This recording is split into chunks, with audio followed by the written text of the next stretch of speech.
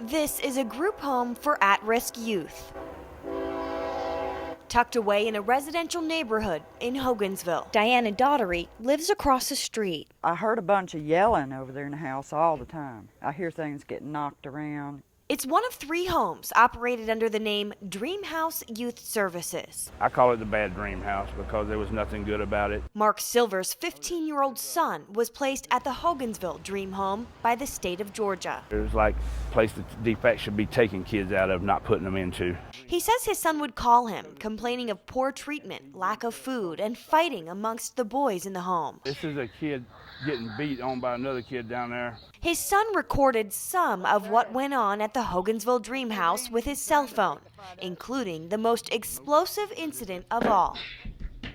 This was recorded on September 15th. It shows a worker at the Dream House beating a minor, punching, and kicking him. Get up!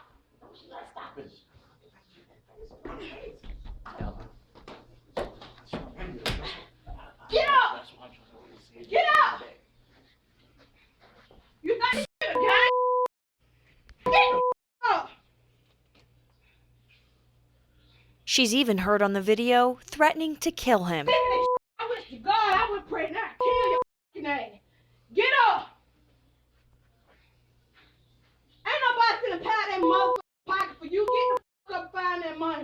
His voice was screaming. He was so scared. Silver told his son to take the video to his high school counselor.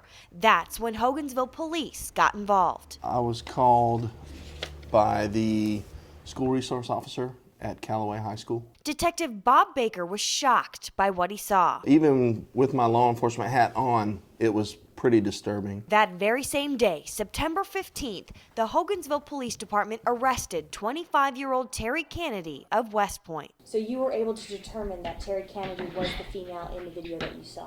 Yes. After her arrest, the Hogansville Dream House was shut down. The kids removed. Same goes for the other 2 Dream House locations, both in nearby LaGrange. They shut down the Dream House.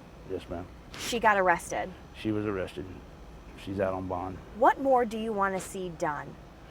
I think all those kids deserve justice down there. Every kid who's down there and been through there, because this ain't no one-time deal. This has been going on. The group homes opened in 2007 under the name Center for Creative Growth.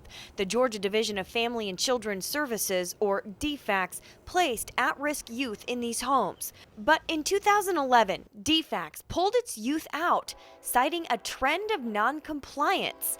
That led to the Center for Creative Growth closing down.